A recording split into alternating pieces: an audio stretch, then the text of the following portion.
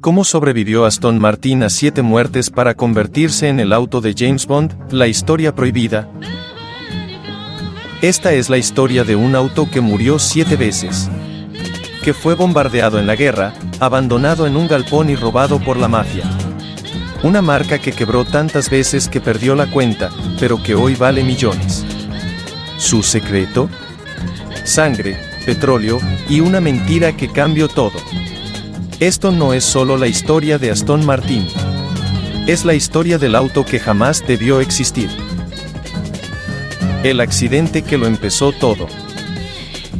La lluvia caía sobre el camino rural cuando Lionel Martin pisó el acelerador hasta el fondo.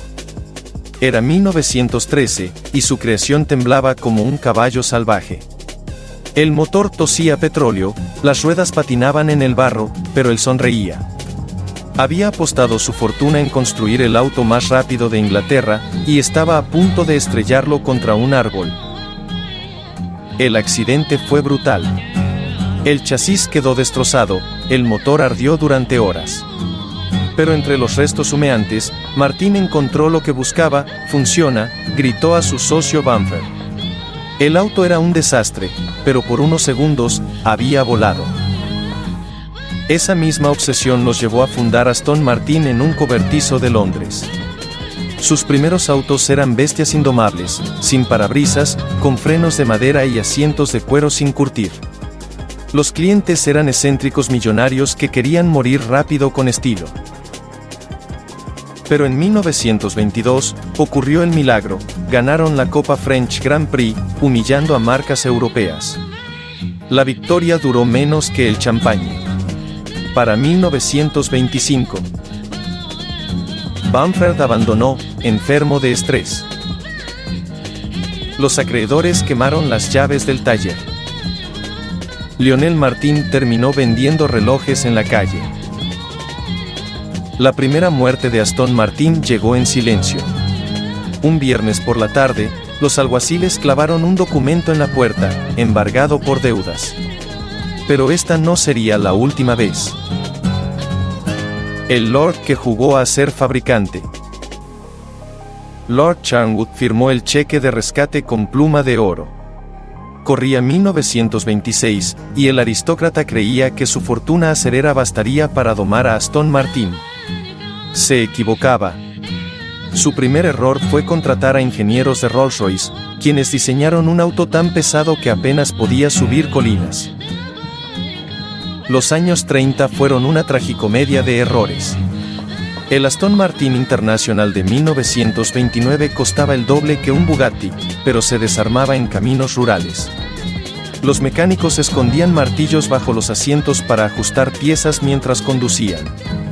Cuando Sir Arthur Sutherland compró la compañía en 1932, la encontró llena de autos medio terminados y facturas sin pagar. La Segunda Guerra Mundial terminó de enterrar el sueño. La fábrica en Kensington fue bombardeada en 1940, reduciendo a escombros los últimos prototipos. Para 1945, Aston Martin no era más que un nombre polvoriento en los registros mercantiles. Los trabajadores sobrevivientes vendían repuestos en el mercado negro para comer. El Salvador llegó en 1947, conduciendo un tractor. David Brown, dueño de una próspera fábrica de maquinaria agrícola, leyó por casualidad el anuncio clasificado: se vende Aston Martin. Incluye deudas y sueños rotos. Al probar el último auto sobreviviente, sintió algo que cambiaría todo. El motor cantaba como nada que hubiera escuchado antes. Brown pagó 20.500 libras sin regatear. Lo que no sabía era que acababa de comprar 7 años de pesadillas financieras, 3 motores defectuosos por semana, y una obsesión que consumiría su fortuna. Pero también compró el derecho a escribir 2 letras mágicas en la historia del automóvil: DB. El milagro DB. David Brown escupió sangre sobre los planos del motor. Era 1950, y llevaba 3 noches sin dormir.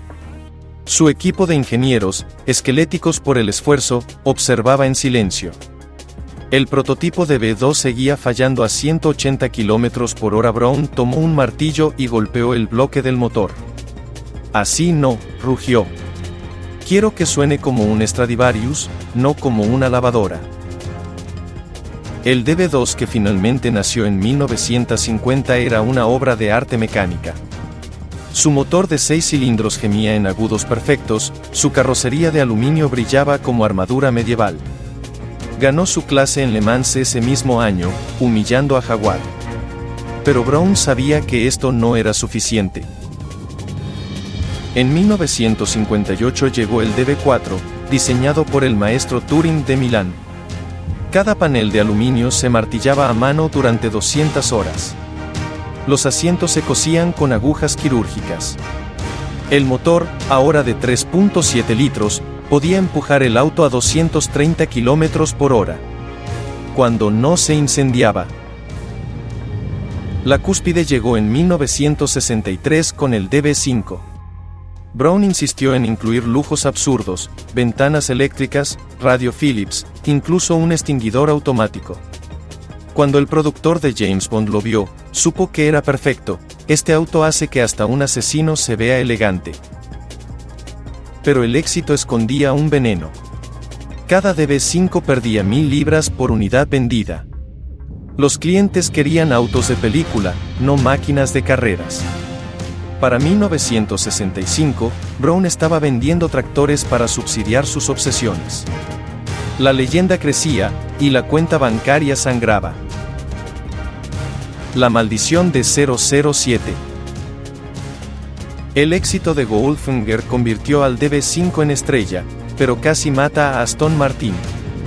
Cada escena de persecución mostraba un auto indestructible, mientras que en la realidad, los DB5 se desarmaban en calles urbanas. Los clientes ricos exigían autos, como el de Bond, pero rechazaban pagar por las 3000 horas de mano de obra que requería cada unidad. La crisis llegó en 1972. David Brown, exhausto, vendió la compañía a un consorcio por 5 millones de libras. Los nuevos dueños cometieron el error fatal, intentaron competir con Maserati y Ferrari. El resultado fue el 508 Vantage de 1977, un monstruo de 390 caballos que bebía gasolina como si fuera agua. Cuando la crisis del petróleo golpeó, los jeques árabes fueron sus únicos compradores. Para 1981, la fábrica de Newport Pagnell era un museo de fracasos. Solo quedaban 70 empleados, construyendo 2 autos por semana. El rescate vino de Victor Gauntlet, un petrolero que compró la marca por 1.3 millones de libras. Su primer movimiento fue genial, convenció a James Bond para que usara un Aston Martin volante en Octopussy 1983. El auto aparecía en pantalla mientras Gauntlet negociaba con Ford su salvación. En 1986, Ford pagó 30 millones de pesos por el 75% de Aston Martin. Los ingenieros estadounidenses encontraron herramientas de 1950 y planos dibujados a lápiz. Lo más valioso no estaba en los libros contables, era el sonido del 508 original, que ningún computador podía replicar. La asociación con Ford trajo estabilidad, pero también conflictos. Los ejecutivos querían producir 5.000 autos anuales, mientras que los artesanos insistían en que más de 800 arruinaría la esencia. Esta batalla definiría el futuro de la marca. El renacimiento sangriento.